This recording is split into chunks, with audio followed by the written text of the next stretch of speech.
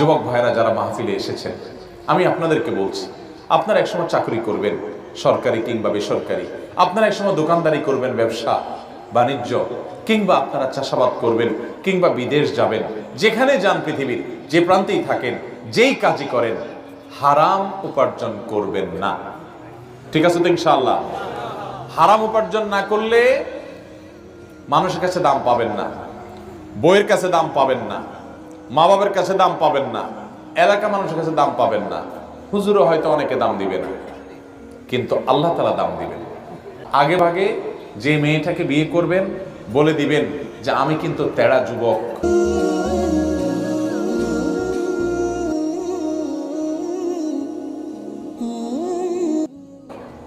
আমি কিন্তু ওই মাহফিলে ওয়াদা করে আসছি, আমি 2 নম্বর কামাই করব না। ডাল ভাত খেয়ে থাকা লাগতে পারে, অনেক সময় ডালও থাকবে না, এমনও হতে পারে লবণ ভাত খেয়ে থাকা লাগতে পারে, মরিচ ভাত খেয়ে থাকা লাগতে পারে।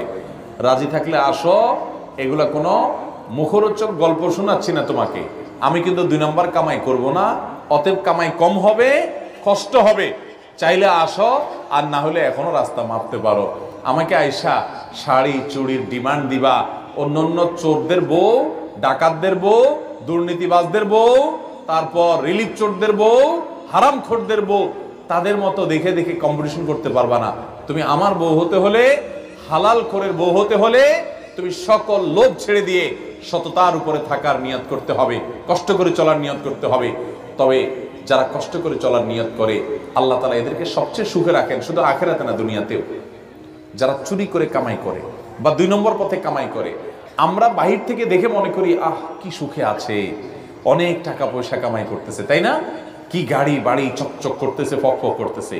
ভাইরা, আপনারা অনেকে হয়তো এটা অনুভব করেন না যে ওই হারামখোর কিন্তু সবচেয়ে মনের কষ্টে আছে, কারণ সে জানে যে আমার দান পাইয়া হুজুর দোয়া করে দিচ্ছে, আল্লাহ হাজী সাহেবকে মাফ করে দেন। হাজী সাহেব জানে আমি একটা চোর, হাজী সাহেব জানে আমি একটা দুর্নীতিবাজ, আমি একটা 2 নম্বর মানুষ। আর হুজুর আমার পাম পড়তে দিলে কি হবে? মৌলবী তো আর জানে না যে আমার সব 2 নম্বর পয়সা। এই জন্য এটারে বলে অপরাধ বোধের অদৃশ্য দাহন, জ্বালা ভিতরে ছটপট করতে থাকে। মানুষ বলে হাজী সাহেব, সে মনে মনে আরে আমি কিভাবে কামাই করছি আমি না জানি। ভাইরা আমার, এই যন্ত্রণা তাকে কুরে কুরে শেষ করে।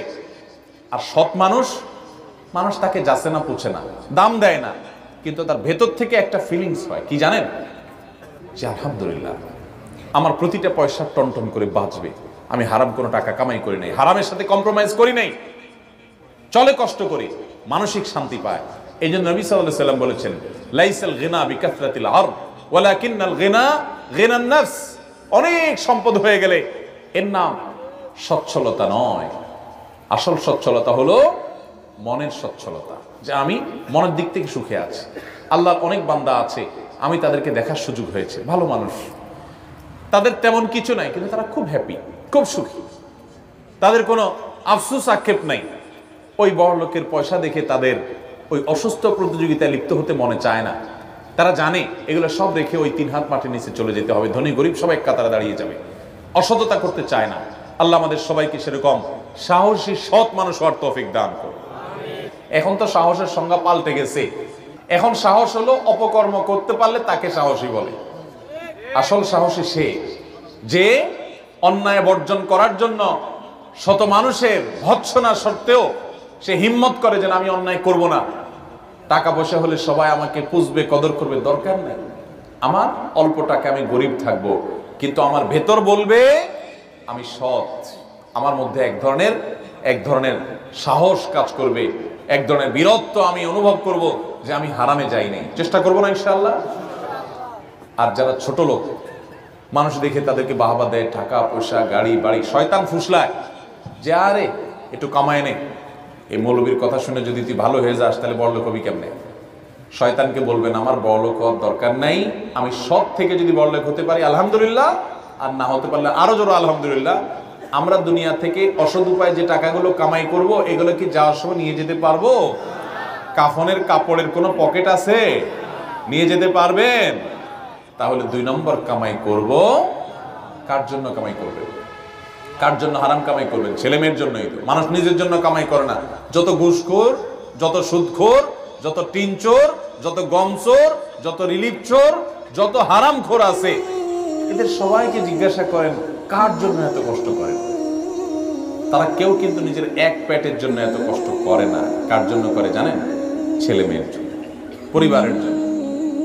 মরার পরে যখন আযাব হবে, মানুষের সম্পদ আত্মসাৎ করেছেন, অন্যায়ভাবে হারাম উপার্জন করেছেন, তখন এই পরিবারের লোকেরা বলবে আল্লাহকে, আল্লাহ ওনাকে শাস্তি দিয়েন না, কারণ আমাদের জন্যই তো করছে। বলবে ইয়াউমা ইয়াফিরুল মারউ মিন আখিহি ওয়া উম্মিহি ওয়া আবিহি ওয়া সাহিবাতিহি ওয়া বানিহি।